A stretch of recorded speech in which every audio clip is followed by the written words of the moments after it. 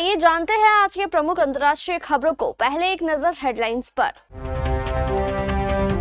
आधार नागरिकता का एकमात्र प्रमाण नहीं हो सकता, राजनीतिक दलों को सुप्रीम कोर्ट से बड़ा झटका। भारत रूस की दोस्ती देख बौखलाया अमेरिका, ट्रंप के सलाहकार ने चिढ़कर कहा हमारे साथ रहना चाहिए।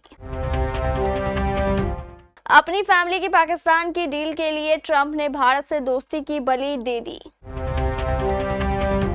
सिर्फ एक शख्स जिंदा बचा, सूडान में लैंडस्लाइड ने खत्म कर दिया पूरा गांव। किम जोंग उन पहुंचे चीन, पुतिन और ईरान के राष्ट्रपति संग विंगट्री परेड में लेंगे हिस्सा। भारत ने रोकी एससीओ की सदस्यता, भड़क गया ये मुस्लिम देश। तेजी से हो रहा है चीनी नौसेना का विस्तार, क्या अमेरिका से बढ़ेगी तकरार।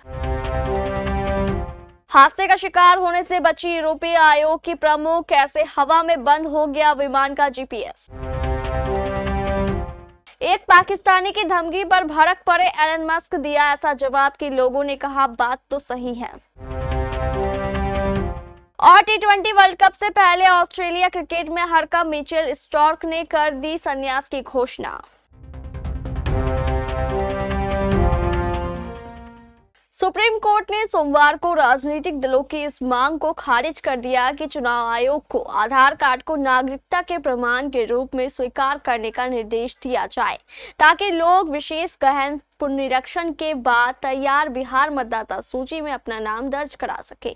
शीर्ष अदालत ने कहा कि आधार की स्थिति को कानून में निर्धारित सीमा से आगे नहीं बढ़ाया जा सकता। जस्टिस सूर्यकांत और जस्टिस जयमल बागची की बेंच ने पहले कहा था कि वोटर लिस्ट में नाम दर्ज कराने के लिए चुनाव आयोग द्वारा निर्दिष्ट अन्य दस्तावेजों के साथ आधार की पहचान दस्तावेज हो सकती है। वहीं सोमवार को कहा कि आधार वेरिफिकेशन के लिए दस्तावेजों में से एक होगा। अब राजद के वकील प्रशांत भूषण ने कहा कि चुनाव आयोग अदालत के आदेश के बावजूद मसौदा मतदाता सूची से हटाए गए 65 लाख नामों के लिए आधार को पहचान के एकमात्र प्रमाण के रूप में स्वीकार नहीं कर रहा है। तो पीठ ने कहा कि हम आधार अधिनियम द्वारा निर्धारित सीमा से आगे आधार की स्थिति नहीं बढ़ा सकते। हम पुट्टस्वामी फैसले में आधार को बरकरार रखते हुए 5 न्यायाधीशों की पीठ द्वारा कही गई बातों से भी आगे नहीं जा सकते। भारत के प्रधानमंत्री नरेंद्र मोदी ने कल सोमवार 1 सितंबर को चीन में रूस के राष्ट्रपति व्लादिमीर पुतिन से मुलाकात की। उन्होंने शंघाई सहयोग संगठन यानी एससीओ समिट के दौरान पुतिन से मुलाकात की। इन दोनों के बीच खास मीटिंग हुई। अमेरिका को इससे दिक्कत हो गई है। ट्रंप के ट्रेड एडवाइजर पीटर नवारो ने इस मामले पर प्रतिक्रिया दी है। उन्होंने कहा कि भारत को अमेरिका के साथ रहना चाहिए, न कि रूस के साथ। फ्री प्रेस जर्नल की रिपोर्ट के मुताबिक पीटर नवारो ने कहा कि भारत को हमारे साथ रहना चाहिए, न कि रूस के साथ। प्रधानमंत्री मोदी चीन के राष्ट्रपति शी जिनपिंग और रूस के राष्ट्रपति पुतिन के साथ काम कर रहे हैं। यह ठीक नहीं है। पीएम मोदी एससीओ समिट के दौरान जिनपिंग के साथ दिखे, वहीं पुतिन भी मोदी के साथ दिखे। इन दोनों के बीच अच्छी बातचीत हुई। अमेरिका इससे खफा हो गया है। भारत के खिलाफ ट्रंप की टैरिफ पॉलिसी अमेरिका के व्यावसायिक हितों से जुड़ी नहीं है, बल्कि इसके पीछे ट्रंप का घोर निजी स्वार्थ है। अमेरिकी प्रशासन के दिग्गज कूटनीतिज्ञों ने अब ट्रंप की मंशा पर साफ साफ बोलना शुरू कर दिया है। अमेरिका के पूर्व राष्ट्रीय सुरक्षा सलाहकार जैक सुलिवन ने एक इंटरव्यू में कहा कि डोनाल्ड ट्रंप ने पाकिस्तान में अपने परिवार के व्यापारिक सौदों को बढ़ावा देने के लिए भारत के साथ संबंधों की बलि चढ़ा दी। पूर्व अमेरिकी राष्ट्रीय सुरक्षा सलाहकार और वकील सुलिवन एक यूट्यूब चैनल पर इंटरव्यू दे रहे थे। इस दौरान सुलिवन ने कहा कि दशकों से दो तरफा सहयोग के आधार पर अमेरिका ने विश्व के सबसे बड़े लोकतंत्र भारत के साथ अपने संबंधों को मजबूत करने के लिए काम किया है।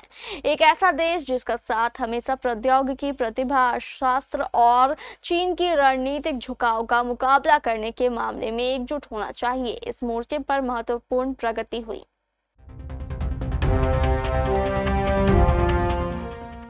सूडान में भूस्खलन से कम 1000 लोगों की मौत हो गई। ये सभी लोग एक ही गांव के रहने वाले थे। सूडान लिबरेशन आर्मी ने सोमवार को बताया कि पश्चिमी सूडान के मार्रा पर्वतीय क्षेत्र में एक गांव भूस्खलन से पूरा तबाह हो गया।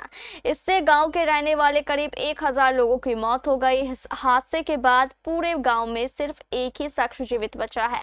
अब्देल वाहिद मोहम्मद नूर के नेतृत्व वाले समूह ने एक बयान में कहा कि 31 अगस्त को भारी बारिश के बाद भूस्खलन हुआ। इससे गांव पूरी तरह जमींदोज हो गया। सूडान में यह प्राकृतिक आपदा अफगानिस्तान में आए भूकंप से ठीक पहले आई। अफगानिस्तान में 31 अगस्त की रात 6 की तीव्रता के साथ भूकंप ने भारी तबाही मचाई। भूकंप से देश में 800 से ज्यादा जानें गई हैं।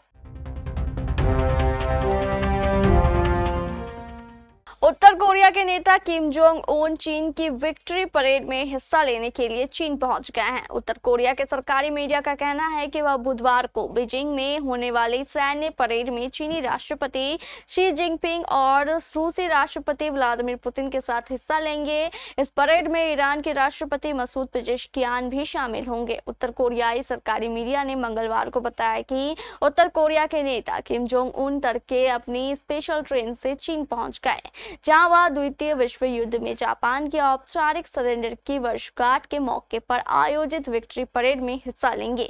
उत्तर कोरिया के सरकारी समाचार पत्र रोडोंग सिन्मून ने मंगलवार को बताया कि किम सोमवार को प्योंगयांग से चीन के लिए रवाना हुए और मंगलवार सुबह चीन पहुंच गए। उत्तर कोरियाई मीडिया का कहना है कि किम बुधवार को बीजिंग में आयोजित सैन्य परेड में भाग ले सकते हैं, जिसमें चीनी राष्ट्रपति शी जिनपिंग और रूसी राष्ट्रपति व्लादिमीर पुतिन और ईरानी राष्ट्रपति मसूद पेजेश्कियान समेत अन्य नेता शामिल होंगे। उत्तर कोरिया के सरकारी अखबार रोडोंग सिन्मून ने किम की यात्रा की तस्वीरें भी जारी की है। तस्वीरों में किम जोंग उन अपने विदेशी मंत्री चो सोन हुई समेत अपने दल के साथ डार्क ग्रीन रंग की ट्रेन में नजर आ रहे हैं। ये ट्रेन बुलेट प्रूफ बताई जा रही है, जिसका इस्तेमाल किम पहले भी अन्य देशों की यात्रा के लिए करते रहे हैं। इन तस्वीरों में किम को अपने दल के साथ ट्रेन में बैठे हुए मुस्कुराते हुए देखा जा सकता है।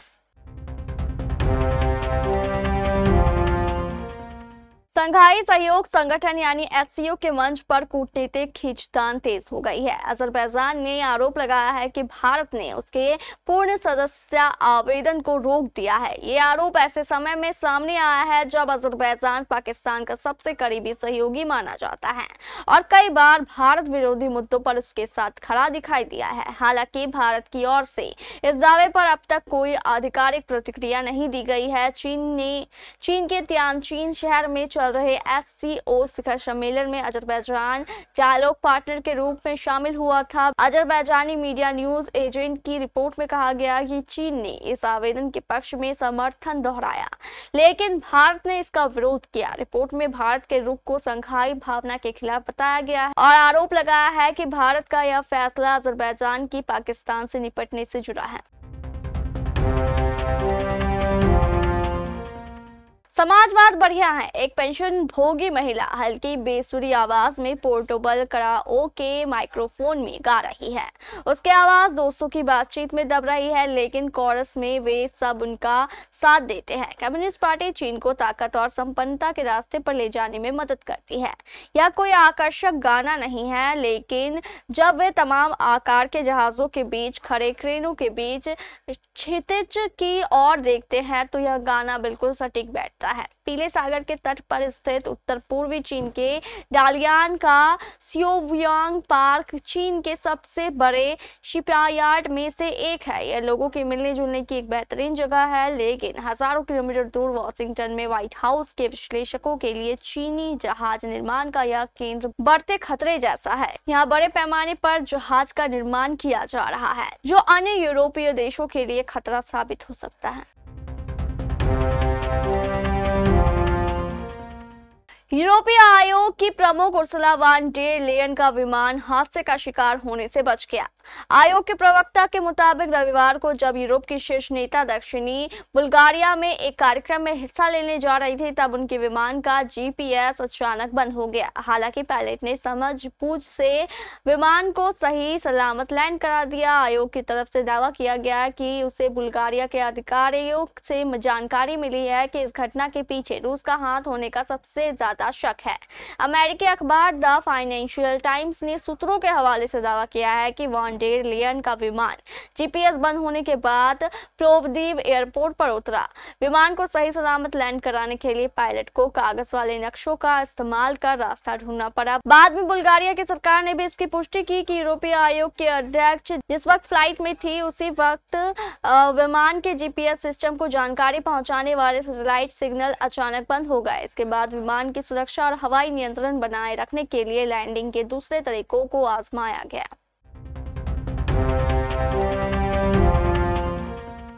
एलन मस्क के एक हालिया ट्वीट ने वैश्विक जनसंख्या में गिरावट के मुद्दे पर बहस छेड़ दी है। दरअसल एलन मस्क ने अपने एक्स ऐप पर एक वीडियो के संबंध में पोस्ट किया जिसमें एक पाकिस्तानी शख्स डेनिस व्यक्ति को धमका रहा था। एलन मस्क ने जिस वीडियो को लेकर पोस्ट किया था उसमें एक पाकिस्तानी शख्स धमकी भरे लहजे में कहता दिख रहा था कि डेनिस जल्द ही अपने ही देश में खत्म हो जाएंगे और उनकी जगह पाकिस्तानी ले लेंगे। इस पर मस्क के जवाब ने इंटरनेट पर खलबली मचा दी। एलन मस्क ने डेनिस शख्स को मिली धमकी को रिपोस्ट करते हुए क्वाड किया कि उस आदमी की गणित सही है। अपने पोस्ट में मस्क इस छोटी सी बात के साथ यह साफ कह गया है कि पाकिस्तानी शख्स की ओर से दी जा रही धमकी सही है और अगर दुनिया के अलग अलग देशों ने अपनी गिरती जनसंख्या पर ध्यान नहीं दिया तो इसका फायदा दूसरों के द्वारा उठाया जाएगा। बता दें कि उस वीडियो में एक पाकिस्तानी व्यक्ति पुलिस वालों से घिरे एक डेनिस व्यक्ति के साथ बहस कर रहा है। टाइम्स ऑफ इंडिया की रिपोर्ट के मुताबिक पाकिस्तानी व्यक्ति ने उस शख्स से कहा था कि हम तुम्हारे दिलों पर बाकी जिंदगी बैठे रहेंगे। हमारे 5 बच्चे हैं और तुम्हारे सिर्फ 1 या 2 हैं। उसने आगे कहा कि अगले 10-15 सालों में इस देश में डेंस से ज्यादा पाकिस्तानी होंगे। पाकिस्तानी व्यक्ति ने यह भी कहा कि डेंस सिर्फ 5 मिलियन है और जल्द ही तुम खत्म हो जाओगे। इस धमकी पर ही मस्क ने टिप्पणी की है।